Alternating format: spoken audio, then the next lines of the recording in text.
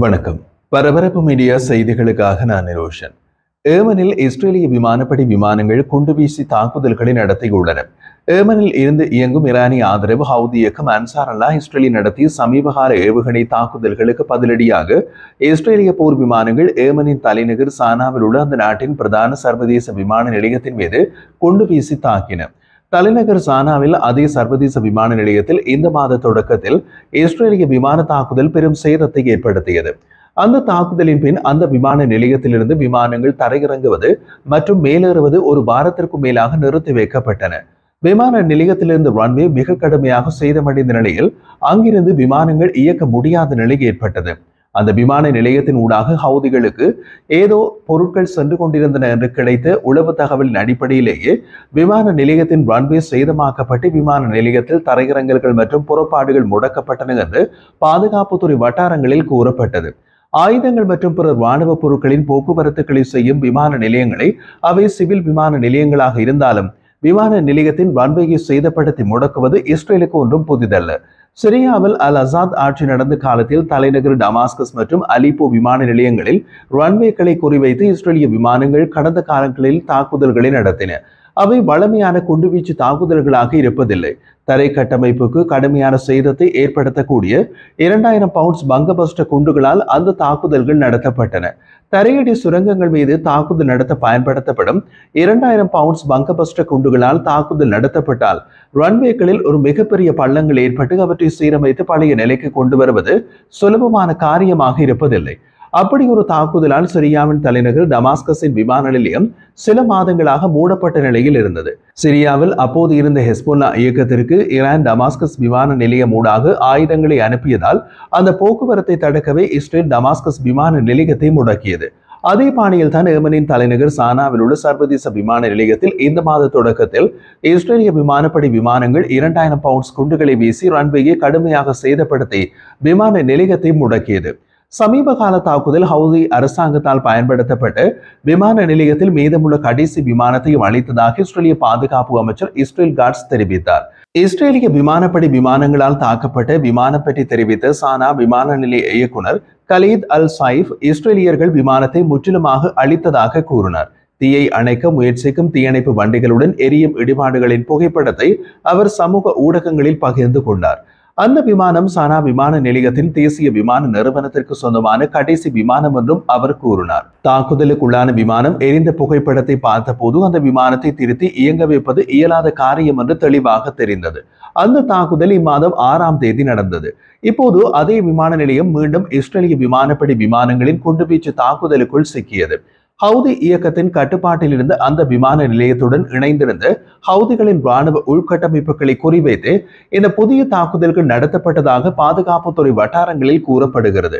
விமான நிலையத்தின் பராமரிப்பு ஹேங்கருக்கு அருகே தரையடியில் இருந்த ஒரு ஆயுத சேமிப்பு களஞ்சியம்தான் இஸ்ரேலிய விமானப்படை விமானங்களின் பிரதான குறி என்று அவர்கள் கூறுகிறார்கள். இந்த குண்டுவீச்சு தாக்குதல்களுக்கு இஸ்ரேலிய விமானப்படை தமது அமெரிக்க தயாரிப்பு F-15 குண்டுவீச்சு விமானங்களை பயன்படுத்தியதாக தெரிய வருகிறது. ஏமனில் இஸ்ரேலிய விமானப்படை விமானங்கள் தாக்குதல் நடத்துகின்றன என்றால் அது ஒரு அதிமுக்கிய தாக்குதலாகவே அவர்களால் கருதப்படுகிறது. காரணம் அது ஒரு மிகப்பெரிய ஆபரேஷனாக இருக்கும். ஏனென்றால் காசா, லெபனான் அல்லது சிரியாவில் இஸ்ரேலிய விமானப்படை விமானங்கள் குண்டுவீச்சு தாக்குதல் நடத்தும் போது இஸ்ரேலில் இருந்து புறப்படும் விமானங்கள் போய் குண்டு வீசிவிட்டு திரும்புவது போன்ற சுலபமான தாக்குதல் அல்ல ஏமனில் நடத்தப்படும் தாக்குதல். இஸ்ரேலுக்கும் ஏமனுக்கும் இடையே உள்ள தூரம் காரணமாக இஸ்ரேலில் எரிபொருள் நிரப்பப்பட்ட குண்டுவீச்சு விமானம் ஏமன் வரை சென்று குண்டு வீசிவிட்டு திரும்ப முடியாது, எரிபொருள் தீர்ந்துவிடும். அதனால் தாக்குதல் நடத்த செல்லும் இஸ்ரேலிய விமானப்படை விமானங்களுக்கு வானில் வைத்து எரிபொருள் நிரப்பப்பட வேண்டும். அதற்கு இஸ்ரேலிய விமானப்படையின் டேங்கர் விமானங்களும் போர் விமானங்களுடன் கூடவே செல்ல வேண்டும். எரிபொருள் நிரப்பும் டேங்கர் விமானங்களில் ஆயுதங்கள் இருக்காது. அதனால் டேங்கர் விமானங்களுக்கு பாதுகாப்பு கொடுக்க துணை போர் விமானங்களும் செல்ல வேண்டும். இந்த விமானங்களின் ஒட்டுமொத்த பாதுகாப்புக்காக அவாக்ஸ் கண்காணிப்பு விமானங்களும் செல்ல வேண்டும். இப்படி ஒரு பெரிய தொகுதி விமானங்கள் புறப்பட்டு செல்வதால் அது ஒரு பெரிய விமான ஆபரேஷனாக மாறிவிடும். அதனால் ஏமனில் தாக்கப்பட வேண்டிய இலக்கு அதிமுக்கிய இலக்காக இருக்க வேண்டும். அப்படி ஒரு தாக்குதலே இப்போது ஏமனில் நடந்துள்ளது. ஹவுதி கட்டுப்பாட்டில் உள்ள பகுதிகளில் உள்ள 20 மில்லியனுக்கும் அதிகமான ஏமன் மக்களுக்கு சானா விமான நிலையம் ஒரு முக்கிய இணைப்பு. ஏமனில் சானா சர்வதேச விமான நிலையம் உயிர்காக்கும் மருத்துவ சிகிச்சை, மருந்து மற்றும் உதவிக்கான அணுகலை வழங்குகிறது. அதேபோல சர்வதேச அளவில் ராஜதந்திரிகளின் போக்குவரத்திற்கும் அந்த விமான நிலையம் அவசியம். மேலதிகமாக ஏமனில் கடல் பாதைகள் முடக்கப்பட்டு விட்டதால் ஈரான் தமது ஆதரவு இயக்கமான ஹவுதிகளுக்கு ஆயுதங்களோ அல்லது வேறு ராணுவ சப்ளைகளையோ செய்வதற்கும் அந்த விமான நிலையம்தான் ஒரே வழியாக இருந்தது. சனா உட்பட வடமேற்கு ஏமனில் பெரும்பகுதியை கட்டுப்படுத்தும் ஹவுதிகள் 2023 அக்டோபர் முதல் இஸ்ரேல் மீது ஏவுகணை மற்றும் ஆளற்ற விமானங்களை ஏவுகிறார்கள்.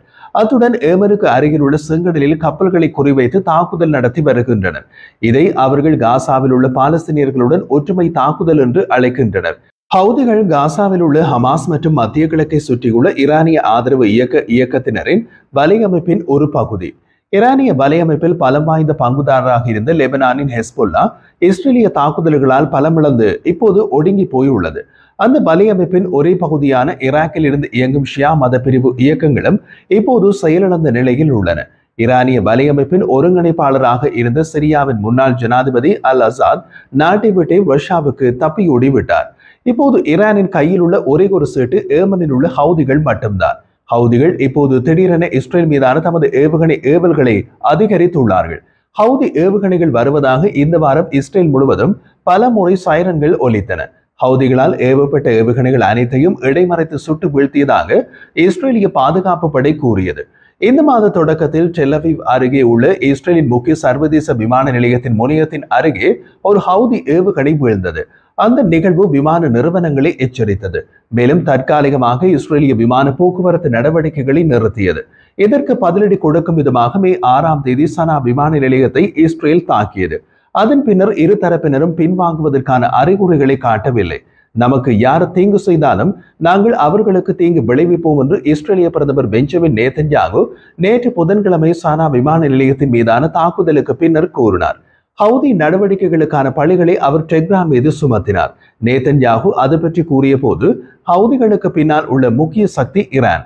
ஏமனில் இருந்து வெளிப்படும் ஏவுகணைகளுக்கு ஈரானிய உத்தரவுதான் காரணம் என்று கூறினார். ஈரானின் அணுசக்தி திட்டத்தின் மீது தாக்குதல் நடத்துவதாக இஸ்ரேல் அச்சுறுத்தி வரும் நிலையில் நேதன்யாகுவின் கருத்துக்கள் வந்துள்ளன.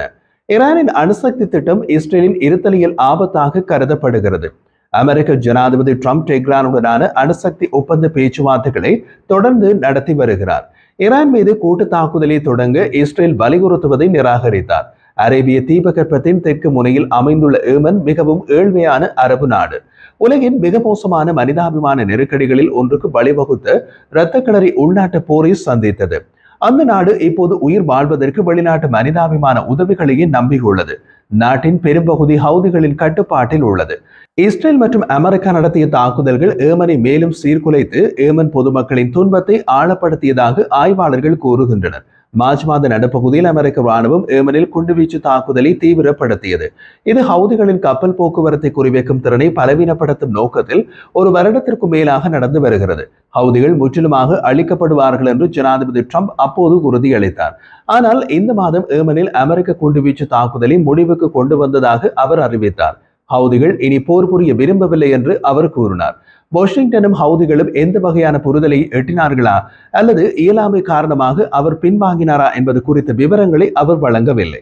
ட்ரம்பின் கருத்துக்களுக்கு பின்னர் மூத்த ஹவுதி அரசியல்வாதியான மொஹாமட் அல் ஃபுவைதி அமெரிக்கா ஏமன் மீதான தாக்குதல்களை நிறுத்தினால் ஹவுதிகள் அமெரிக்க கடற்படை மற்றும் அமெரிக்க நலன்கள் மீதான தாக்குதல்களை நிறுத்துவார்கள் என்று கூறினார். இருப்பினும் இஸ்ரேல் காசா போரை முடிக்கும் வரை ஹவுதிகள் காசாவுக்கு ஆதரவாக மற்ற இராணுவ நடவடிக்கைகளை தொடருவார்கள் என்றும் அவர் கூறினார். அதுதான் இப்போதும் தொடர்கிறது. அதன் தொடர்ச்சியாக இப்போது இஸ்ரேல் ஏமனில் பதிலடி கொடுத்துள்ளது. தற்போது நடந்த தாக்குதலின் பின் கருத்து தெரிவித்த இஸ்ரேலிய பாதுகாப்பு அமைச்சர் காட்ஸ், இஸ்ரேல் மீதான எதிர்கால தாக்குதல்களில் இருந்து ஹவுதிகளை தடுக்க இஸ்ரேல் வான்வழி மற்றும் கடல் மார்க்க முற்றுகையை ஏற்படுத்தியதாக கூறினார். ஏமனை முடக்க இஸ்ரேலிய கடற்படை கப்பல்கள் ஏமனின் கடல் எல்லைகளில் நிறுத்தப்படுவதை காட்ஸ் அர்த்தப்படுத்தவில்லை.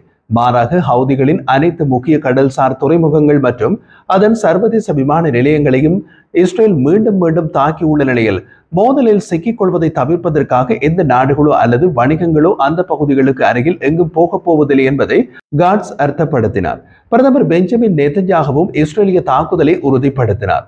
காசா போர் தொடங்கியதிலிருந்து இன்று வரை ஹவுதிகள் இஸ்ரேல் மீது 400க்கும் மேல் தாக்குதல் முயற்சிகளை செய்துள்ளனர். பாலிஸ்டிக் ஏவுகணைகள் மற்றும் ஆளற்ற விமானங்களின் கலவையை பயன்படுத்தி அந்த முயற்சிகள் நடந்தன. ஆனால் ஹவுதிகளின் தாக்குதலால் இஸ்ரேலுக்கு பெரிதாக சேதம் ஏதும் ஏற்படவில்லை. ஜூலை 2024 ஒரு இஸ்ரேலியர் மட்டுமே ஆளற்ற விமான தாக்குதலில் கொல்லப்பட்டார். இருந்த போதிலும் ஹவுதி ஏவுகணை ஏவல்கள் இஸ்ரேலின் வாழ்க்கையை கணிசமாக சீர்குலைத்துள்ளன.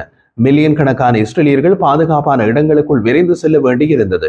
மேலும் பல சர்வதேச விமான நிறுவனங்கள் இஸ்ரேலுக்கு பறப்பதை நிறுத்த வேண்டியிருந்தது. ஜனவரி 19 முதல் மார்ச் மாத தொடக்கம் வரை இஸ்ரேலுக்கும் ஹமாஸுக்கும் இடையிலான போர் நிறுத்தத்தின் போது ஹவுதிகளும் இஸ்ரேல் மீது தாக்குதல் எதையும் நடத்தவில்லை.